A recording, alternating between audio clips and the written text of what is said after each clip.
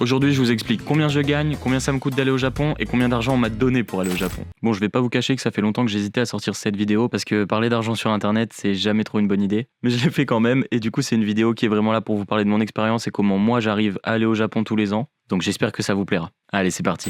Bon alors, si t'as cliqué sur cette vidéo, c'est que tu veux en apprendre plus sur combien ça coûte d'aller au Japon. Et pour répondre à cette question, je vais te parler de mes 2 expériences de voyage au Japon. Bon, quand je dis voyage, c'est des voyages de plusieurs mois à chaque fois. Mais voilà, il faut savoir que moi, j'ai fait un premier voyage dans le but de mes études, un deuxième toujours dans le cadre de mes études, mais pour faire un stage. Et ensuite, je vais pouvoir vous parler de mon prochain projet qui est super intéressant et surtout au niveau financier. On est parti pour la première partie sur mon premier voyage.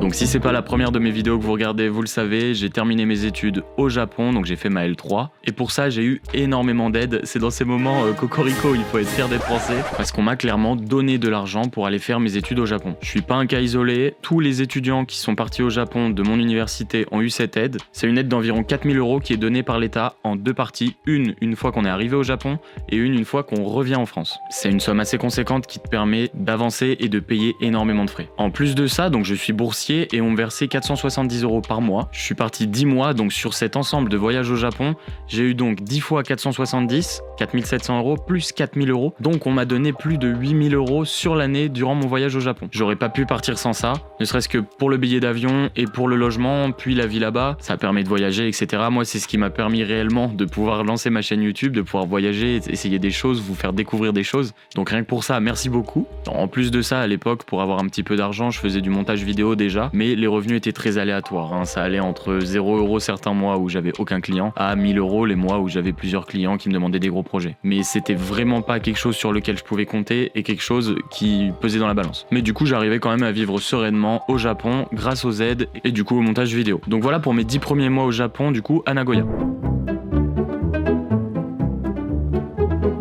Ensuite, on part sur mon deuxième voyage. Ce deuxième voyage, c'était du coup le stage pour clore mes études que j'ai fait chez Secret d'Artisan Japonais. Vous avez vu Julie dans les vidéos précédentes de la chaîne. C'était vraiment génial. J'ai pas encore sorti toutes les vidéos dessus, mais ça arrive. C'est juste qu'il y a beaucoup de montage à faire. Et donc pour ça, j'ai encore eu une bourse de la part de l'État qui cette fois pour 2 mois s'élevait à 900 €. J'avais aussi des frais à avancer, notamment le logement et l'avion. Donc j'ai fait un prêt qui englobe tout ça, un prêt étudiant de 3000 €. Ça a été quand même 2 mois qui ont coûté quand même assez cher. J'ai profité aussi de cette période de stage pour pouvoir démarcher des clients avec qui je travaille toujours actuellement. Donc ça a été vraiment un tremplin pour moi et ça m'amène à la 3e partie de la vidéo où on va parler de ma vie actuelle depuis mon retour du Japon fin mars.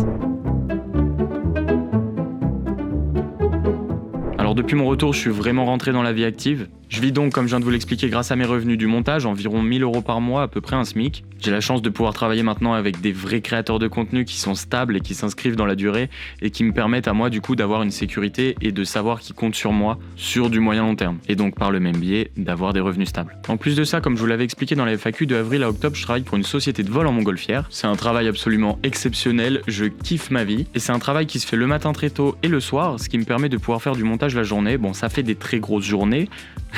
Mais ça me permet aussi du coup ce travail de faire un autre SMIC, donc je gagne à peu près 2000-2500 €, ça dépend des mois. Donc ça c'est le bon côté, j'en suis très très content, mais du coup le mauvais côté, et c'est pour ça que j'ai du mal à vous sortir des vidéos, et je m'étalerai un peu plus sur l'organisation de mes journées dans une vidéo qui sera dédiée à ça, je pense que je vais vous faire un vlog où je vous emmènerai avec moi sur une journée dans ma vie en France, et vous comprendrez que du coup, quand je commence le travail vers 4h30, 5h, et que je le termine vers 23h, ça fait des sacrées journées qui laissent pas forcément le temps pour vous monter des vidéos, et je m'en excuse, je fais au mieux, vous voyez là, j'ai réussi à trouver du temps. Mais voilà, ça fait des sacrées journées et c'est un rythme du coup que j'aurai jusqu'au mois d'octobre où mon prochain projet Japon arrive. J'ai donc prévu de revoir tout le beau monde que vous avez vu dans mes vidéos précédentes et dans les vidéos qui arrivent au Japon sur la fin de l'année. Et donc quand je serai au Japon, je pourrai continuer de faire du montage et d'avoir des revenus un petit peu moins hauts qu'en ce moment, mais qui suffiront normalement à vivre au Japon puisque là j'arrive à mettre de côté quand même pas mal. Je trouvais ça important de vous faire cette vidéo pour que vous puissiez comprendre comment j'ai pu aller au Japon avant en étant étudiant et que ça puisse couvrir tous les frais que ça engendre pour les 2 voyages que vous avez vus sur YouTube et comment maintenant je vois ma vie, l'organisation de ma vie et comment je vois mes prochains voyages au Japon. C'est quelque chose que j'aimerais pouvoir inscrire dans la durée, c'est-à-dire de pouvoir travailler tous les étés en France et ensuite tous les étés à l'étranger, notamment au Japon, et allier l'utile à l'agréable. Je voulais aussi vous remercier déjà dans un premier temps de dire bienvenue à tous les nouveaux parce qu'il y a quand même eu pas mal de nouveaux sur la chaîne. On est bientôt à 1500, je trouve ça incroyable. Quand j'avais lancé ça il y a maintenant 1 an et demi, je pensais même pas avoir 200 abonnés, donc aujourd'hui en avoir quasiment 1500, c'est vraiment génial, vraiment merci beaucoup. C'est grâce à la motivation que vous me donnez à faire des vidéos que moi derrière j'ai pu les montrer à des futurs potentiels clients qui maintenant travaillent avec moi.